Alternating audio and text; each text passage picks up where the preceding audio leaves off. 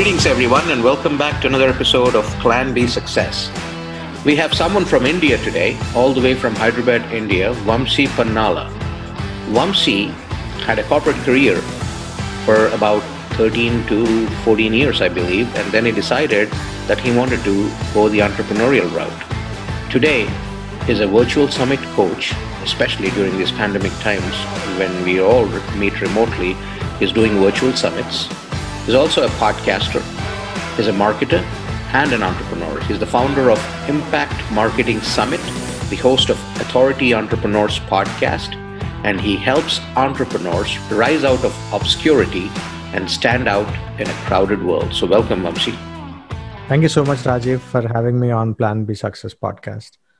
Absolutely. So tell us a little bit about yourself. Where did you get started with this whole thing? Oh, so it all started in April 2018. Before that, I was a corporate employee, like almost everyone has as a day job. And I was working for multiple multinationals and startups in that tenure of 13 years that I was with the corporate world. The last job that I kind of took up left a very small disconnect. There was a different expectation versus what I had and what was on the ground reality. So that stint only lasted for like 5 months and I had to call it quits. It was very stressful. Didn't had many options to kind of revive it. So called it quits, came home that day. I mean, it was very, very different feeling that day because my shortest stint has been about 22 months. So something coming out for 5 months was not something I was expecting. Then I kind of gave it a serious thought in terms of whether I should take up another job or should I do something on my own. But those thoughts were really wandering everywhere. And I told myself that this is probably not the time, because if I kind of take up another job or a decision which might lead to the same kind of result that I had with my last job, I didn't really wanted to take that kind of a risk at that point.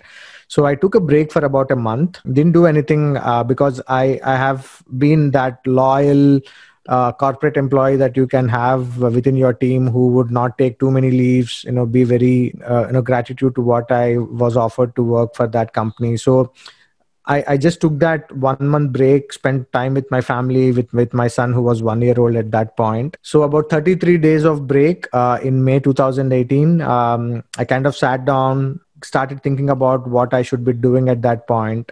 So I kind of wrote a list of things in terms of whether I should go for a job or I should go for entrepreneurship, because entrepreneurship was on top of my mind for a couple of years by then. But with the kind of people that I was surrounded with, the kind of work I was getting to work, I didn't really had the opportunities to really think about going and exploring the world of entrepreneurship. But when this opportunity showed up, it was like, okay, let me just weigh out, because I was very, very conscious in terms of what I was doing, because my last decision kind of didn't really go the way I anticipated it to be.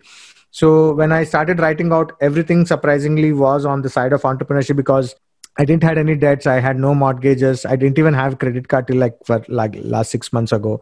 My kid was only 1 year old. So his schooling was about a couple of years down the line. So I didn't have to worry about his fees, his schooling and all of that academic stuff. So I thought, okay, let me go and give my 100% in terms of trying to build my own empire rather than trying to work for someone else. If everything doesn't go the way I plan it, there will be another job some other day. That was the whole plan that I kind of got into and started trying to explore this world. And only when I now look back at my journey in the last 18, 19 months of what I did, so there was this person who used to help us with our marketing in one of my previous jobs. And he used to say, Vamsi, in the world of internet, there is something called shiny object syndrome. And I never used to understand that term at all, because there's nothing that you could see what a shiny object is, because it's not like something which is hanging on the wall and it's really reflecting on your face. So only when I got into this world of entrepreneurship, where I had no mentor, absolutely no direction, I didn't even know what my niche was, who I was serving. So I started like really chasing shiny objects in terms of, buying into every course, opting into every email list that you can think of, downloading every single lead magnet that you can get on the internet. So I spent about close to $9,000 on all of the stuff, and some of the courses are still asking me to change the password. That's the state of affairs right now, as you see. So it was still going on. So I started my shiny objects with affiliate marketing. Realized that it's a long game. Even it will probably be nothing less than 6 to 1 1 year, where you would probably see your first dollar online. So I kind of gave it a pause and moved on to my second one, which was building funnels. I was seeing these people, especially in the ClickFunnels community. If you know what that SaaS Mhm. company, everyone started flashing their income screenshots about they charging their customers about $2,000 $3,000 for building a 3 page 4 page funnel. And I was like, this should not be so tough. So I kind of got into a program, took about 3 to 4 challenges, only to realize that I don't have the design bone in me. So I kind of quit that as well. And then started summarizing dot-com secrets by Russell Brunson on my YouTube channel. That went on for about 15-20 days. Followed it up by one funnel away challenge. I summarized that as well. So that kind of started bringing me a few people asking me to help them with their marketing consultation, because those two books, in fact, that book and the challenge was more about how you can build your own marketing systems that can catapult your company to the next level. But the kind of people that I kind of got to work with had little to no budget, so that died a very short death. And then I moved on to a direct sales opportunity, then on to a marketing agency that I was building. So I was really not very clear in terms of where I was trying to head, and really struggling to find the direction, wasting tons of money, tons of energy and time. And that's when COVID happened, April 2019, when I was trying to build a marketing agency of my own. I had this idea when I was playing badminton with my wife on my rooftop, and I had this idea out of nowhere where I thought, look, I networked with almost these good 6 7 figure entrepreneurs who bring consistent revenue to their business every single year. And I thought, these people should know something about how one has to build a sustainable business. Even in the times like COVID, they're still able to bring that kind of a revenue to the table. So, and I was seeing a lot of people like me in the market, Rajiv. People, and especially during COVID, when companies were laying off, there were a lot of people like me who has these aspirations of becoming an entrepreneur, but had absolutely no direction, no one to tell them, hey, you should go in this path, or if this is what your passion is, this is how you have to start, and things like that. So I thought, if I can bring at least these good 10 15 people that I have very close relationships with, bring them on a platform like a virtual summit, where they can share what are the organic marketing strategies that they are implementing inside their business, which would essentially help them people not spend money on Facebook ads, Google, or any kind of paid marketing, and still get leads that they can generate for their business and keep running that engine during the severe times like COVID. So I came down after my session. I started sending out these outreach messages to people who I know at least would open my message, get a read receipt at least, and I knew I was not just asking for that 30 40 minutes of their time, simply because there is a preparation time that would be involved. They have to move certain things if I'm asking for a time slot where it is already blocked.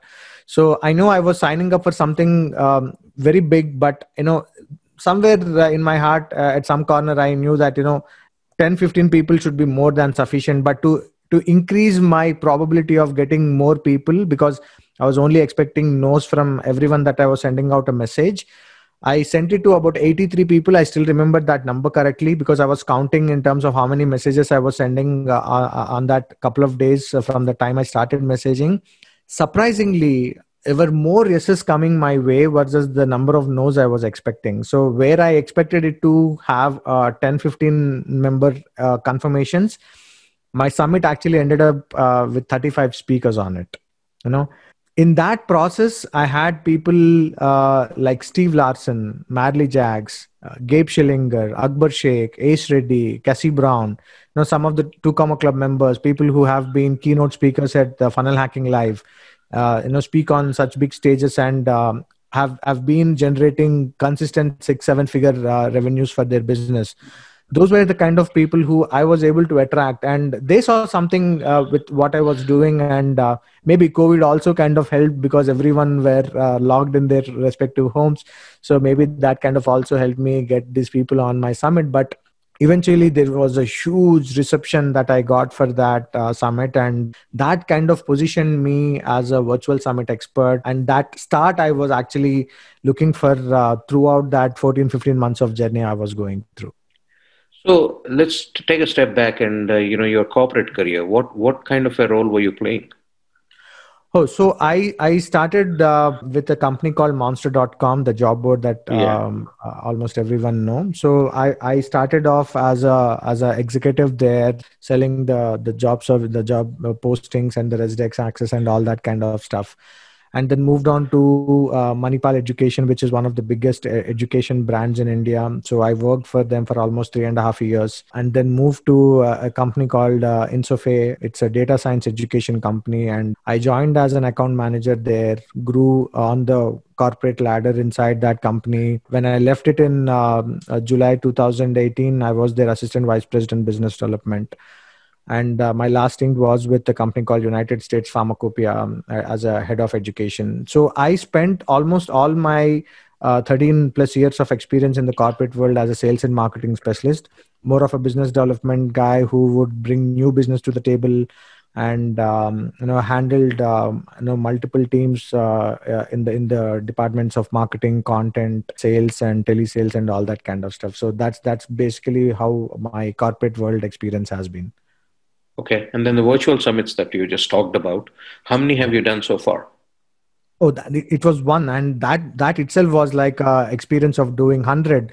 Because while you probably have an Indian origin, I'm not sure how difficult it is for someone from India, sitting in India, to actually conduct a virtual summit, because Right. the whole systems that are there in terms of trying to have a payment gateway like Stripe itself took me 45 days to figure out how I have to integrate that to my funnel. Right. So that were the kind of challenges that I had to go through. So but that one virtual summit was an equivalent of 100 summits experience that I got, Rajiv, actually. So the virtual summit, how many days was it? It was 5 days. So each day I would rip out about eight to ten of them every single day, and you could watch it at your own comfort. And then for people who were subscribing for the free access, it's basically about 10, 8 on each day, and about that's how I kind of started dripping out. But for people who would take up the lifetime access, they would have the privilege of watching it at whenever and wherever they want to watch it. Okay. So it was you recorded the sessions besides leaving Yes, it yes, I okay live. pre-recorded. And what kind of a response did you get? Oh, so I had about 580 odd people opt into it, and made some really good sales for the lifetime access that people wanted to buy. Essentially, as you know, Virtual Summit is your premium lead magnet that would help you build your email list. And I personally, more than anything that I have achieved as a part of doing that, I think I had the privilege of being able to speak to people like Steve Larson, and is that one guy who I looked up to when I was doing my One Funnel Away challenge. Then I got into his Secret MLM Hacks course. Then I was a very loyal listener of his podcast, Sales Funnel Radio, and all that kind of stuff. So when I had the opportunity to talk to him like this on a call when I was recording for my virtual summit, those were the kind of experience that I would cherish for my life. Awesome. So if I were to ask you to kind of walk us through your process for setting and running that virtual summit, how would you break it down? So it's pretty important that you first have to figure out what is that one major problem that you're trying to solve inside your niche. Because for me, I think virtual summits is going to be always evergreen. You're trying to solve one evergreen problem. So even if you look at my summit 10 years down the line, the question that I asked all of those 35 speakers on my summit was that what is your one marketing strategy, the organic marketing strategy that has helped you get all that traffic and leads to your funnel or website inside your business. So even if you look at it today, 5 years down the line, 10 years down the line, those systems will work. So I think the question or the topic of your virtual summit needs to be something which is evergreen, number one. Number two, then you probably have to write down the list of your dream speakers that you want to kind of get in. Again, people who are doing it for the first time, I think I personally have gone through that overwhelm because I was getting so many yeses and I was not expecting that. But for someone to do a virtual summit for the first time, I think 20 is a very good number, because they would be having that space to breathe and be able to get everything set up in the right way. And you could do it in three different ways. Either you could decide to do it as a live thing, but but again, live is something which is pretty difficult even with the kind of internet technology that we have, because one bandwidth issue at any speaker's end probably would ruin the entire summit. The second way of doing it is you could do it as recorded, which like I did. And the third one is probably live but recorded. So when you use systems like OneStream, you can put it up and you can have all the recorded videos, put it up inside the system, and you can still play it as live, right? So you would basically understand what your niche is, what is your topic. You basically come up with the list of your dream speakers that you want to get on your virtual summit. I think for that virtual summit to pay off, for the kind of effort that you're putting, one of the most important factors is that you have to be persuasive, because the people that you want to get on your virtual summit, especially if they are your dream speakers, I think you have to persist with them. They have to buy into your idea of why you want them to be on their virtual summit. And once that is done, I think it's just about having set up your Calendly, set out that calendar schedule, get them on a Zoom call like this, give them the access to record their session. Either you can do it in, again, two ways. It can be an interactive session like this where you are asking questions and they are giving all the answers for the questions pertaining to that burning problem that you are asking them on the summit. Or you could probably give them the flexibility of presenting their entire framework, the blueprint, that what they are using inside my business, which is the model that I did for my summit. And then set up all the landing pages, have something like a ClickFunnels, lead pages, infusions of whatever is something that you are comfortable. Get a copywriter. I would suggest that you don't write your own copy, because that's been my personal experience, because when you write your own copy, you are always in the awe of the kind of work that you have done. But eventually it's the conversion for the third person who is looking at it matters a lot. So I would suggest that you can hire a copywriter who can understand the entire theme in terms of what you're trying to do with this World Summit. Get all the integrations done, your autoresponders, your payment integrations, your chatbots, and all of that if you want to do. Set up a membership site.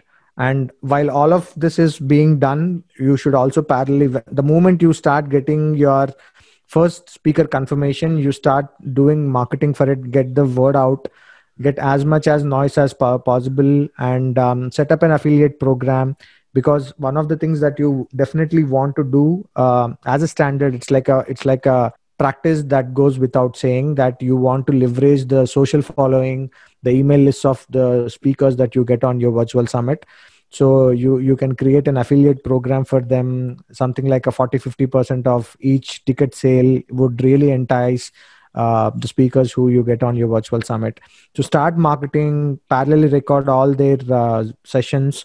And once everything is ready, you could run some organic traffic, which is through your affiliate programs that your speakers are going to take up. And then you could also do some paid advertisement. It's up to you whether you want to do Google ads, if that's something that people can look up on Google.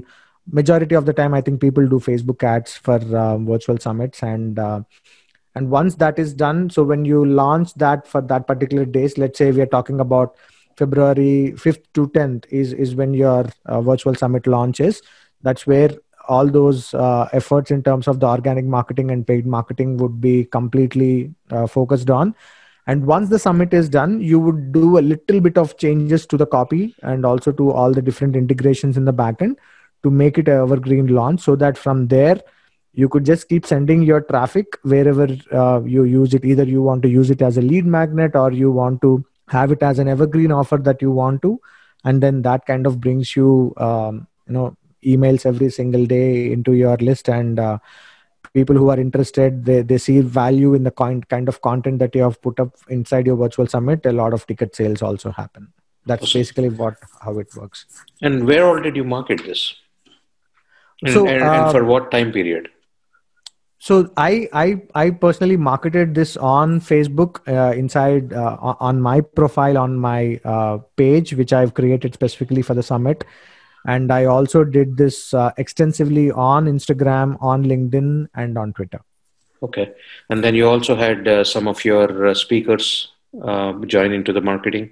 Yes, of the 35 speakers that I had, about 22 of them actually helped with getting the word out to their own email list, to their own social handles that they have, and they have really decent following, and that kind of also really helped. And for your speakers, was it more of for exposure, or was there some kind of a revenue share or something like that? Both, because a few of them did sign up as an affiliate, and some of them really don't do affiliate marketing, but they loved what I was doing with the summit. So they just went ahead and gave a shout out for the summit on their Facebook profile, on their Instagram, and all of that kind of stuff. Awesome. And so did you all do this all yourself, or did you have any team supporting you? One man army. That's pretty impressive. I didn't had the privilege of having a team. I wish I had someone actually helping me out. I the only component I outsourced of this entire blueprint that I talked about was the graphics and the video editing that required, because those are two things that I would probably never expect me doing, because I'm very bad at doing both of them. So that was the only piece that I outsourced. Otherwise, everything else was handled by me. So you came out profitable out of this venture? Yes. That's pretty. I think fantastic. Rajiv, more than profitable, it just opened a different world to me. Right. In terms of getting to know how the influencer marketing works, getting to know how one event like this can actually change. People talk about influencer marketing. How one influencer shout out can really change your entire business to another level. When so many of them have come together, and today I take the privilege of saying this, that I can just send a message and I would get a reply from them, So, that's the kind of good things that this summit has done for me. But yeah, it's been a honor to have hosted all those people, and we still talk. I had the opportunity of actually signing up as an affiliate for some of their high ticket products, which is otherwise only by invite, which not everyone can actually get a privilege of signing up. And then I had a couple of people asking to do a joint venture with them, which is still in talk. So some really good stuff happened with that one thing. That's pretty amazing. That's great. So tell us a little bit about your podcast. You've been doing it for what, a couple of years now? No, it's basically a couple of months, to be very honest. But the thing that kind of really made me start my podcast was that, Rajiv, after I did my virtual summit, there was again a little void in terms of how I was transitioning from doing so much in terms of the marketing to promote it and do all that kind of stuff to get the word out about Impact Marketing Summit. And then that is when I actually realized and saw this pretty big, like on a 70 screen, that there were these experts that I was working with. While they were experts in whatever doing, whether they are graphics designers, Facebook ad expert, people who are content writers, copywriters, they are able to work with only handful of people because they only are known as an expert in that space by very few people that they have known in the market that they have been a part of. As such, compared to someone who is an authority, they don't basically depend on people to come and do it. I mean, they don't go and do a push marketing. In fact, an authority would do a pull marketing. He would do one Facebook Live, put up an offer, and people just go holding on to getting that offer.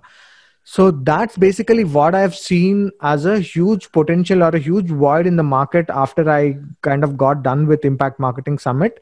And that's when I realized that there is so much that I can probably do in this space, where if I can help people transition from an expert to an authority in whatever they are doing, one, they would probably be able to impact more lives than what they're already doing right now. Two, they will be able to charge premium for their consultation, their coaching programs, or their courses, or whatever they're doing inside their business. And more importantly, it's always good to be an authority in what you're doing on, and just not an expert. And what I realized is that and this is completely from my own learning. When I was when I already came into this world, I was a sales and marketing expert with 13 years of backing, but it didn't really help me make the cut in any way. Only when I did this virtual summit, everything changed for me. Right. And that's when I realized that if I can help people launch their virtual summit in their business, it's just one vehicle. I mean, it can be a podcast as well, but if that transition is what is going to change lives of a lot of entrepreneurs in terms of moving from that expert to an authority, and that bridge can be a virtual summit, that vehicle can be a podcast, a YouTube channel, it just can be any one of these. But if that transition can happen, I think a lot of lives can be changed. And that's when I thought, and also one of the natural transitions for me from interviewing all these speakers on my virtual summit was a podcast, like what we are doing right now. Right, So right. I thought a podcast is probably the right thing for me to be able to speak to all these successful entrepreneurs that I have been building my connections, apart from all that virtual summit connections that I was able to make post the virtual summit that I was to make. One of the things that I wanted to do was ask them this very pertinent question in terms of how they have moved from that expert, a mediocre entrepreneur that they were a few years ago, to a authority in the business that they are, so that listeners of my podcast, if they can get that 1-2 golden nuggets that these people would drop in on the show, and if they can implement those 1 or 2 things inside their business, and that journey of going from an expert to an authority can start from my podcast. That was the whole mission with which I wanted to do it, and that's how I named it Authority Entrepreneurs. That's the name of my podcast. So I bring entrepreneurs who are authority in what they are doing, ask them these pertinent questions in terms of how they've become an authority in their business, and then help other people move from an expert to an authority. So that's essentially how my whole podcast kind of came up. That's pretty awesome. So what's next? What's on the docket for 2021 for you? So I've already started coaching a few people on how they can launch their own virtual summits, because that's predominantly where I'm currently moving right now. Because as I mentioned, I have seen it personally, and I've experienced what one virtual summit has done for my life. And I believe that there is no tool on the internet right now, with my little understanding, with my little experience of what I have put in this space, which can give you a huge email list, can get you alongside the biggest influencers that you have ever imagined to talk to in your industry, get into joint ventures with them, become an affiliate, do probably start your own company with them, maybe become their co-founder. There's so many unseen opportunities that one thing can do, and that's virtual summits. Awesome. And I believe that irrespective of what stage of business are you in whatever you are doing, the virtual summit can probably 10x your business with that one effort that you could do. I mean, it's not, but having said that, in fact, one of the speakers on my summit said, Vamsi, the reason why I say that you are doing a splendid job with your virtual summit is because if virtual summits were easy, I think everyone would do it. And it's not. So if people have the perseverance to be able to spend that 60-90 days of that effort that it requires for them to launch and promote their virtual summit, I think it's as good as launching 3 different courses inside their business and still make a lot of money. And the best part with virtual summits, Rajiv, I'm sure it's just not about making an email list, being able to seen alongside the biggest influencers in your niche. It also brings a lot of money to the table because you sell tickets. Right. Absolutely. I know someone who made $380,000 a few months back just from one virtual summit. Mm-hmm. That's pretty amazing. Awesome. Well, it's been great talking to you, Vamsi. I always say that there's the creative side of things. There's also the technical side of things. A lot of people tend to focus on the creative side. Not many people have the appetite or the zeal for the technical side, which I see in you. So this has been a learning opportunity. I'm sure a lot of the listeners will take away a lot of lessons from it. So for those that want to reach out to you, where can they find you? I'm Vamsi Pannala mostly on all the platforms. I mean, whether you look up on Facebook, my Instagram handle is Vamsi Pannala. I'm Vamsi Pannala on LinkedIn as well. On Twitter, my handle is Vamsi Pannala. Yeah, predominantly I'm with the same name on all the social platforms, and I'm active on almost everyone. So they could follow me anywhere that they probably have a liking to where they want to follow. Awesome. And before I let you go, one takeaway for the listeners, anything that you'd like to share from your experiences? I mean, it's just that I want people to launch their virtual summits. I mean, it's probably the biggest opportunity after internet got invented. There's so many. I mean, there are more people on the internet right now than any other time on the since the world has taken birth. So I think it is a huge opportunity. Whether you still have a brick and mortar business, it's running well, you have recovered from COVID or not, I think it's time for you to launch your own online business as well, alongside whatever you have offline, and to be able to boost your business to the next level within a 60-90 day period. I think a virtual summit is probably what you have to look up for, and that's a great opportunity lying untouched there. Awesome. Well, thank you for joining us today. Thank you for sharing your story. We wish you the very best for 2021 and look forward to keeping in touch. Thank you so much, Raju. It's a pleasure to have you.